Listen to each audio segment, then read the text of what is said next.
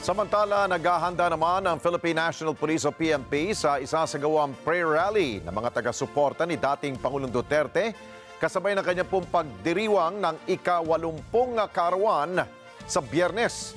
Tiniyak naman ng Armed Forces of the Philippines o AFP na handa silang magbigay ng tulong sa pambansang pulisya. Report mula kay Mar Gabriel.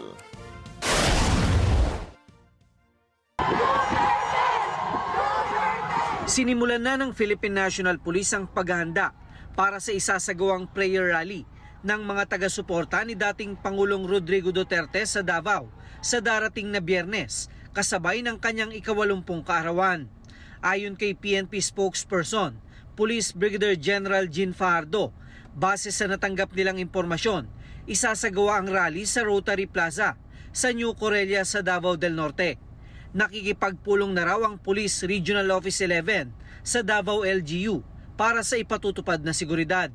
Sa ngayon po ay nagkakaroon po ng pagpupulong ang Police Regional Office 11 pa doon po sa Public Safety and Security Office po ng Davao, ng LGU po ng Davao para plantsahin po yung gagawin pong aktibidad relating po sa birthday po ng ating dating Pangulo. Sa ngayon, hindi pa makapagbigay ng eksaktong bilang ng deployment ang PNP. Nakadepende daw sa inaasahang bilang ng dadalo ang puwersa ng pulis na ide-deploy sa aktibidad.